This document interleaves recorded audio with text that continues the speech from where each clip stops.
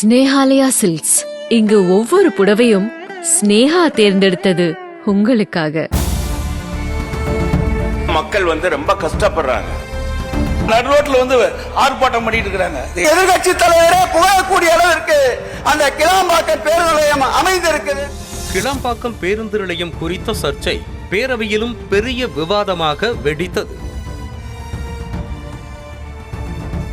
கிளாம்பாக்கம் பேருந்து நிலையத்தில் போதிய பேருந்து வசதிகள் இல்லை என தினமும் புகார்கள் வருவதாக கூறி பேச ஆரம்பித்த முன்னாள் அமைச்சர் செல்லூர் ராஜு தென் மாவட்டங்களில் இருந்து வரும் மக்கள் மிகவும் சிரமத்திற்கு ஆளாவதாக குறிப்பிட்டதோடு சென்னையில் இருந்து கிளாம்பாக்கத்திற்கு அதிக அளவில் பேருந்துகள் இயக்கப்பட வேண்டும் என கோரிக்கை விடுத்தார். போக்குவரத்து துறை அமைச்சர் அவரிடத்துல ஒரு முக்கியமான கேள்வி. தென் மாவட்ட மக்கள் இப்ப இந்த கேளம்பாக்கம் பஸ் நிலையத்துல புது பேருந்து நிலையத்தை திறந்துட்டீங்க. அதுக்கு ஏதாச்சும் விட்டடிக்க கூடாது.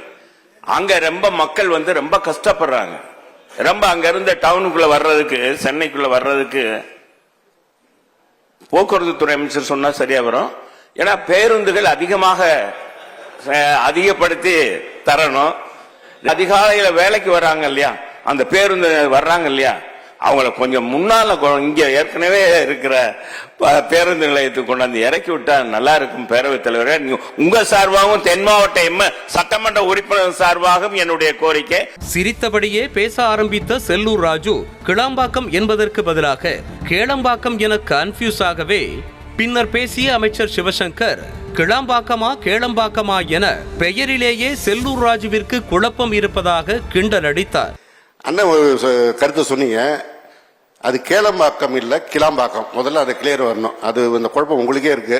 தொடர்ந்து பதிலளித்த அமைச்சர் சிவசங்கர் அதிமுக ஆட்சியில் அடிக்கல் நாட்டிய கிளாம்பாக்கம் பேருந்து நிலையத்தை முழுமையாக திமுக அரசு செயல்பாட்டுக்கு கொண்டு வந்ததாக தெரிவித்ததோடு பாரிமுனையில் இருந்து கோயம்பேட்டிற்கு பேருந்து நிலையம் மாறிய போது இப்படித்தான் எதிர்ப்பு வந்தது எனவும் கூறினார்.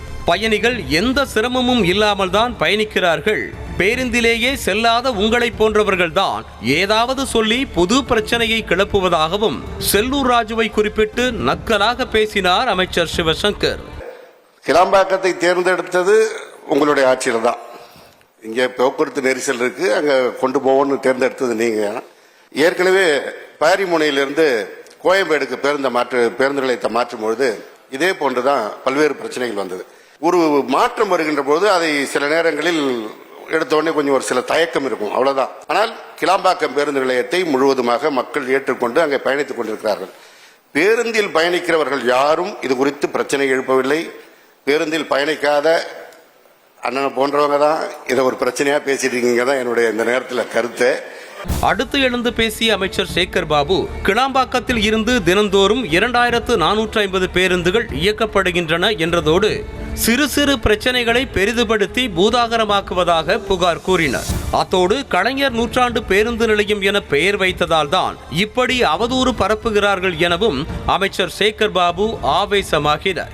2450 பேருந்துகள் தினந்தோறும் இயக்கப்படுகின்ற ஒரு நிர்வாகத்திறன் உடைய ஆட்சி இந்த திராவிட மாடல் ஆட்சி என்பதை இங்கு நான் குறிப்பிட்டு கூற கடமைப்பட்டிருக்கின்றேன். இப்படி தொடர்ந்து புகார் கூறுகிறார்கள் என்று சிந்தித்து பார்க்கின்ற பொழுது என்னுடைய சிந்தைக்கு வருவதெல்லாம் தலைவர் கலைஞர் நூற்றாண்டு பேருந்து நிலையம் என்று வைத்ததால் தான் இந்த அவதூறுகளை தொடர்ந்து மனமில்லாதவர்கள் பரப்பி வருகிறார்கள். இதனையடுத்து எதிர்க்கட்சி தலைவர் எடப்பாடி பழனிசாமி எழுந்து கிளாம்பாக்கம் பேருந்து நிலையத்தில் இருக்கும் சிறு சிறு பிரச்சனைகளை சரி செய்ய வேண்டும் என்றுதான் அறிக்கையில் சுட்டிக்காட்டியதாக கூறியதோடு அவசரத்தில் திறக்காமல் முழுமையான வசதிகளை செய்து கொடுத்திருந்தால் மக்கள் இவ்வளவு சிரமப்பட வேண்டிய நிலை ஏற்பட்டிருக்காது என தெரிவித்தார். நாங்கள் விட்ட அறிக்கையை பார்த்தாலே புரிந்து கொள்ளலாம். அங்கே இருக்கின்ற சிறு சிறு பிரச்சனைகளை சரி செய்ய வேண்டும் என்றுதான் அறிக்கை விட்டிருக்கின்றேன். அவரும் அதைத்தான் இங்கே தெரிவித்திருக்கிறார். 2 பேரும் ஒத்த கருத்து. நான் அதைத்தானே சொல்லியிருக்கிறோம். நீங்க அவசரத்துல போய் திறந்துட்டீங்க. இந்த சிறு சிறு பிரச்சனை எல்லாம் தீர்த்து முழுமையான அடிப்படை வசதிகளை பயணிகளுக்கு செய்து கொடுத்து திறக்கப்பட்டிருந்தால் இந்த பிரச்சனை வந்திருக்காது. ஏன்னா அவர் நடுரோட்ல ஆர்ப்பாட்டம் பண்ணிட்டு இருக்காங்க. எடப்பாடி பழனிசாமி பேசியதற்கு மறுத்து பதிலளித்த சேகர் பாபு அதிமுக ஆட்சி காலத்தில் செய்ய தவறியதை செய்து முடித்திருக்கிறோம் என்றதோடு அதிமுக ஆட்சியில் வெறும் 30% பணிகள் மட்டுமே முடிக்கப்பட்டிருந்த நிலையில் 70% பணிகளை முடித்து பேருந்து நிலையத்தை பயன்பாட்டிற்கு கொண்டு வந்திருப்பதாக தெரிவித்தனர். அவர்கள் செய்ய தவறிய காரியத்தை இந்த ஆட்சி செய்திருக்கின்றது. அவர்களுடைய ஒப்பந்த காலம் என்பது 2021 ஆண்டு மார்ச் 13ஆம் தேதியோடு அந்த பணியினுடைய பணி நிறைவு ஒப்பந்தம் கோரப்பட்டிருந்தது. அவர்கள் காலத்தில் 30% பணிகள் தான் முடித்திருந்தார்கள். மீத 70% பணிகளை முடித்ததோடு அல்லாமல் 100 கோடி ரூபாயை திட்டமிட்டு பயணிகளுக்கு தேவையான அனைத்து வசதிகளையும் செய்து தந்த அரசு இந்த அரசு என்பதை நான் பதிவு செய்கிறேன். சேகர் பாபு பேசி முடிப்பதற்குள் எழுந்த எடப்பாடி பழனிசாமி, கொரோனா காலம் என்பதால் குறிப்பிட்ட நேரத்திற்குள் கிளாம்பாக்கம் பேருந்து நிலைய பணிகளை முடிக்க முடியவில்லை என விளக்கமளித்ததோடு, கிளாம்பாக்கத்தில் சிறு சிறு பிரச்சனைகள் இருப்பது உண்மைதான் என அமைச்சர் சேகர் பாபுவே ஒப்புக்கொண்டிருக்கிறார் எனவும் குறிப்பிட்டார். ஏன் மாண்பு உறுப்பினருக்கு தெரியும், இங்க இருக்கிற அமர்ந்திருக்கிற உறுப்பினர்களுக்கும் தெரியும், தங்களுக்கும் தெரியும். கொரோனா காலம் 2020 எப்படி இருந்தது நாடே அறியும். ஓராண்டு காலம் எந்த பணியும் மேற்கொள்ளவில்லை. அதனால அந்த குறிப்பிட்ட காலத்தில் அந்த பணி நிறைவு செய்ய முடியவில்லை. நீங்களே சொல்லியிருக்கிறீங்க சிறு சிறு பிரச்சனை இருப்பது, நீங்களே அவையில இப்ப பேசியிருக்கிறீங்க. அந்த சிறு சிறு பிரச்சனைகளையும் தீர்க்கப்பட்டு முழுமையாக பணி நிறைவு பெற்ற பிறகு இந்த பேருந்து நிலையத்தை திறக்கப்பட்டிருந்தா இந்த விவாதமே நடைபெற்றிருக்காது. எதிர்க்கட்சி தலைவர் பேசியதற்கு பதிலளித்த முதலமைச்சர் மு.க. ஸ்டாலின், சிறு சிறு பிரச்சனைகள் மட்டுமில்லாமல் பெரும் பெரும் பிரச்சனைகளை தீர்த்து வைத்துத்தான் கிளாம்பாக்கம் பேருந்து நிலையம் திறக்கப்பட்டிருக்கிறது என குறிப்பிட்டதோடு, இன்னும் ஏதேனும் பிரச்சனைகள் இருந்தாலும் தீர்த்து வைக்க தயாராக இருப்பதாக தெரிவித்து இந்த விவாதத்திற்கு முற்றுப்புள்ளி வைத்தார். மாண்புமிகு பேரவைத் தலைவர் அவர்களே, எதிர்க்கட்சி தலைவர்கள் சொன்னது போல சிறு சிறு பிரச்சனைகள் மட்டுமல்ல, பெரும் பெரும் பிரச்சனைகள் எல்லாம் இருந்தது. அதையும் தீர்த்து வைத்துத்தான் திறந்து வைத்திருக்கிறோம்.